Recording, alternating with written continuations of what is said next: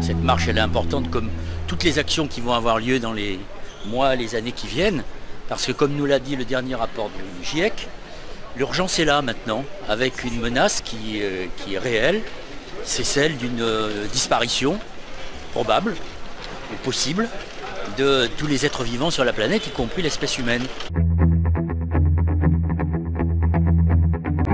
Ce sont des gens qui ne sont pas inscrits dans des partis politiques, qui ne sont pas des militants, mais qui ont pris conscience de l'urgence qu'il y a à se mobiliser pour faire bouger les gouvernements. Si on veut, tout simplement, que nos enfants et nos petits-enfants puissent vivre sur cette planète. D'ailleurs, c'est très intéressant de voir que quand on marche avec ces marcheurs pour le climat, il y a beaucoup de jeunes couples avec des enfants dans des poussettes, parce qu'ils ont conscience qu'ils se mobilisent pour leurs enfants. Il est toujours temps de se mobiliser. Comme dit le proverbe, on ne perd que les combats que l'on ne mène pas.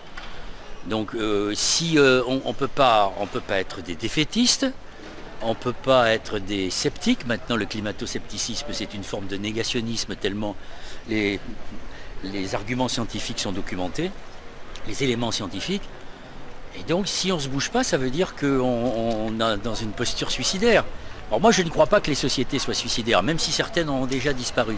Je pense qu'aujourd'hui, l'homme est assez intelligent pour comprendre que sa planète la planète sur laquelle il vit, qui est une vieille planète, dont les ressources sont limitées, mais qu'il peut encore y vivre de belles années, de beaux siècles et de quelques millénaires. Merci beaucoup. Il n'y a pas de quoi. Bonne marche. Merci, au revoir.